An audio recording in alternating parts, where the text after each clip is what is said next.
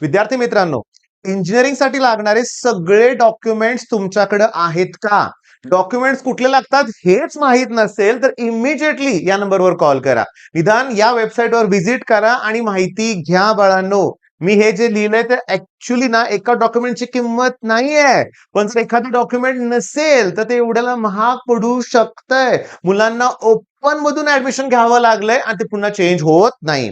म्हणजे मुद्दा असा महत्वाचा आहे की बाळांनो, की इंजिनिअरिंगला ऍडमिशन घ्यायचे आहेत ना, म्हणजे डॉक्युमेंट्स लागतात ते एका दिवसात मिळत नाहीत. आता उद्या लास्ट डेट आहे आणि आज मला पाहिजे नॉन क्रिमिलियर सर्टिफिकेट, ओके, नाही लगेच मिळणार. ईडब्ल्यूएस प्रोसेस असणार आहे, त्याला लक्षात घ्या. नसेल ईडब्ल्यूएस तर किचकट गोष्टी आहेत भरपूर. स्टेट ईडब्ल्यूएस वेगळं, नॅशनल लेवलचं वेगळे, ओके, बऱ्याचशा किचकट गोष्टी आहेत आणि तुम्हाला आता याच्यावर काम करायचंय. आता सगळ्यात महत्वाचं मी बघितलंय बरं का रे बाळांनो, मी बघितलंय की पालक खूप प्रयत्न करतात मुलांसाठी. आपलं नोकरीतून सुट्ट्या घेऊन सगळ्या गोष्टी धडपड करतात. केली पाहिजे, काय हरकत नाही, मुलासाठी करावं लागेल, बरोबर आहे. पण मी काय म्हणतोय, तुम्ही कुठून लहान राहता, तुम्ही जावा ना, तुम्ही आम्हाला कॉल करा, डॉक्युमेंटची लिस्ट घ्या, काम करा त्याच्यावरती, स्वतः तहसीलदार कार्यालयात जावा, बघा कुठले कुठले डॉक्युमेंट तुम्ही काढू शकताय, कुठं आई वडिलांची गरज लागेल ते त्यांना घेऊन जा वाटल्यास, इन्कम सर्टिफिकेट असेल. आणि हो, मी माझ्या बॅच मध्ये विचारतो बरं का, की ओपन मध्ये कोणी हात वरती करा. ओके, बघा मी साताऱ्यात राहतो आणि साताऱ्यात मराठा समाज खूप आहे म्हणजे संख्येनं. मग जवळजवळ 70-80% मुलं हात वरती करतात, सर आम्ही ओपन मध्ये आहे. मग मी विचारतो ओपन मध्ये आहात? नाही, मराठा समाज आता एसईबीसी मधून आहे बाळांनो. होय, मग त्यासाठी कास्ट व्हॅलिडिटी लागते का? चौकशी करा, नाहीतर ऐन टायमिंगला ते मिळणार नाहीये. निवांत राहायची ही वेळच नाही, लक्षात घ्या. निवांत राहायची वेळ नाहीये, आता पळायचंय. हो, डॉक्युमेंट साठी पळायचंय. खूप तुमच्या लक्षात येईल रे बाळांनो, गव्हर्नमेंट, मी तुम्हाला सांगू का, प्रायव्हेट इंजिनिअरिंग कॉलेज आणि गव्हर्नमेंट इंजिनिअरिंग कॉलेज असेल फरक दिसतो. प्रायव्हेट बँक असेल एखादी, सांगतो कोटक बँकेत माझे अकाउंट आहेत, फास्ट काम होतं, लक्षात घ्या. सिरियसली सुपर फास्ट काम असतं, लक्षात घ्या. ओके, फेडरल बँकेत सुद्धा माझं अकाउंट आहे, एकदम छान, एकदम जबरदस्त सर्व्हिस असते. मला एवढं आठवतंय, आता बँकेचं नाव घ्यायला नको, तुम्हाला माहितीच आहे, सुस्त काम करणारी नॅशनल बँक आहे. माझ्या मित्राच्या अकाउंटमध्ये मला फक्त 10 का 20 हजार रुपये भरायचे होते एकदा. ह्या गोष्टीला भरपूर वर्ष झाले, 10-15 वर्ष झाले असतील बरं का. मला आठवतोय माझा 1.5 तास गेला होता. दुसरी महत्वाची गोष्ट म्हणजे पोस्ट ऑफिस. साताऱ्यातल्या पोस्ट ऑफिसमध्ये गेलो होतो मी. फक्त ना ते income tax proof final submission असतं ना, त्यावेळेस ना डॉक्युमेंट ते काय असतं ते पुस्तक भरून घ्यायचं असतं, तुमचं स्टेटमेंट म्हणूया आपण. मी बघितलंय 2.5 तास लोक लाईन मध्ये उभा राहिले होते. हा, आणि आता तुम्हाला हेच फेस करावं लागणार आहे. म्हणजे तुम्हाला डॉक्युमेंट्स इझिली मिळणार नाहीये. फुल फी भरावी लागेल रे. मला अजून आठवतं एक स्टुडंट, ते नॉन किंवा इन्कम सर्टिफिकेट जनरेट झालं नाही, त्याच्यावर फुल ओपनची फी भरावी लागली. आणि बाळांनो, कॉलेजच्या फीज आता 1.5 लाखापेक्षा जास्त आहेत, ही गोष्ट लक्षात ठेवा. जर पुण्यातलं व्हीआयटी सब कॉलेज असेल, आय थिंक त्यांची फी 2 लाखापेक्षा जास्त आहे बरं का रे बाळांनो. त्यामुळे तुम्ही कुठलंही ऍडमिशन घेताना काय करताना कॉलेजच्या फीचा मुद्दा पण इम्पॉर्टंट आहे. त्यामुळे तुम्ही जर आमचं काउन्सिलिंग घेतलं तर आम्ही या पॅकेजमध्ये आम्ही 1 to 1 तुमच्याशी डिस्कशन करणार आहोत. ओके, ऑलरेडी मुलांनी ऍडमिशन घेतलेत, खूप कमी जागा आहेत. तुम्ही या नंबरवर कॉल करा आणि तुम्ही निवांत राहू नका, निवांत राहू नका. काय काय डॉक्युमेंट्स लागतात ते डोमेसाईल वगैरे, डोमेसाईल कुणाला लागतं कुणाला नाही लागत हे तितकंच महत्वाचं आहे. बरं, काढून ठेवलं, मिळत असेल, गरजेचं असेल तर काढावं पण लागेल, लक्षात घ्या. नॅशनॅलिटी, डोमेसाईल ही असली सर्टिफिकेट तुम्हाला 10वी पर्यंत काय विचारत नव्हतो आपण.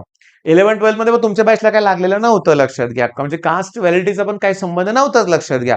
पण आता व्हॅलिडिटी हाही तितकाच महत्वाचा पॉईंट असणार आहे. बरं, आणखीन महत्वाचं की आता बघितलं बरं का मी, आता आता खूप मुद्दे महत्वाचे आहेत. म्हणजे त्यातला एक मुद्दा महत्वाचा डॉक्युमेंट आहे बरं का भावानो. हा तर महत्वाचा आहे, पण अजून कुठले मुद्दे महत्वाचे आहेत त्याच्यावर आपल्याला डिस्कशन करायचं आहे. आणि कदाचित ते लाईव्ह पण करूया आपण डिस्कशन. म्हणजे मुद्दा काय आहे, की आता तुम्हाला सीईटीचा रिझल्ट लागेपर्यंत थांबायची गरज नाहीये. तोपर्यंत डॉक्युमेंटचं काम तुम्हाला दिलंय मी. त्याच्यानंतर अजून एक महत्वाचं काम देणार आहे मी, ते सांगतो कुठलं, की तुम्हाला आता कॉलेजेसना व्हिजिट करावं लागेल. होय, बरीच मुलं अशी बघितलेत मी, की ज्यांना 70 ते 90 मार्क आहेत. ओके, मग 70 ते 90 मार्क आहेत, पण सीएस पाहिजे मला. मग मला मॉडर्न, एआयएसएसएम, मराठवाडा मित्रमंडळ कॉलेज ऑफ इंजिनिअरिंग पुणे, एमएमसीओई, एआयएसएसएम नाही मिळणार, चान्सेस कमी आहेत. सीएस ओपनचा फक्त विचार करतोय, कास्टचं मेरिट पुन्हा वेगळं वेगळं असतं, लक्षात घ्या. बरं, आता सगळ्यात महत्वाचं म्हणजे नाही मिळणार. मग मला थोडेसे टियर 3च्या कॉलेजेसकडे वळावं लागणार आहे. करायचे सीएसच ना, मग त्या कॉलेजेसचे तुम्हाला व्हिजिट करावं लागेल ना. ते कॉलेज नक्की कसं आहे, काय, कॅम्पस, तिथलं आजूबाजूचं वातावरण, ह्याही गोष्टी मॅटर करतात, लक्षात घ्या. आणि हो, पुण्यातच जायचा हट्ट आहे 99% मुलांचा, मला माहिती आहे. मग पुण्यात राहून पुण्यातलंच कॉलेज नसलं तर काय उपयोग आहे? काय उपयोग आहे सांगा बघू? त्याच्यामुळं ते जे कॉलेजेस आहेत तुम्हाला व्हिजिट करावी लागतील. व्हिजिट करावं लागेल, लक्षात घ्या. म्हणजे कॉलेजेसना व्हिजिट देणं सुरुवात करा. मी तुम्हाला सांगू का गंमत? 5-6 वर्ष बघतोय मी. ओके. लास्ट मोमेंटला पालक ना ऑप्शन फॉर्म भरल्यानंतर 3-4 पालक एकत्र येतात आणि चला आता कॉलेजला व्हिजिट करूया. आज 4 कॉलेज, उद्या 4 कॉलेज आणि कॉलेजवर व्हिजिट केल्यावर ना त्यांना पण माहिती असतं पालक आता येणार आहेत. तर एवढी गर्दी असते ना, की कॉलेजचा सगळा स्टाफ त्या कामात गुंतलेला असतो. पालक आलाय, चला याला कॉलेज फिरून दाखवा, लॅब दाखवा, हे दाखवा, ते दाखवा. पण मी काय म्हणतोय, आत्ताच व्हिजिट केलं तर काय बिघडतंय? म्हणजे इम्पॉर्टंट काय? डॉक्युमेंट्सची तयारी करा. दुसरं काय? कॉलेज लिस्ट महत्वाची आहे. पण त्या लिस्ट मधले कॉलेजेस पर्सनली व्हिजिट केलं तर काय वाईट आहे सांगा बघू? महत्वाचं आहे की नाही सांगा बघू?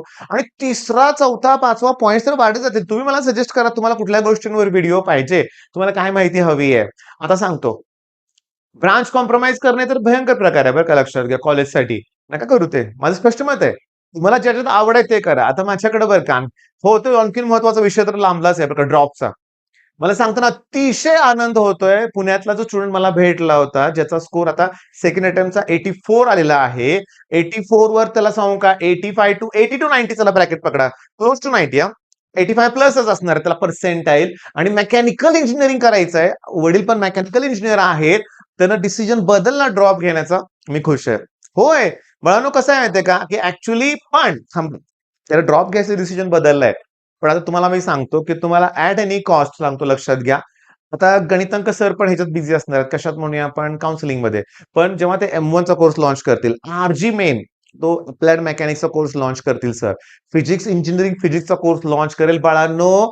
तुम्ही 10वी नंतर लाखो रुपये फी भरले ऑफलाईनला, लाखो. आणि तुम्हाला हजारोचा काही प्रॉब्लेम नाही तुमच्या पालकांना, पण बेस्ट मिळत असेल तर काय प्रॉब्लेम आहे? तुम्हाला लवकरात लवकर M1 अप्लाइड मेकॅनिक्स सगळ्यात महत्वाचं आहे. ॲट एनी कॉस्ट आर-जी सरांचा कोर्स पाहिजे तुमच्याकडं. मेकॅनिक्स.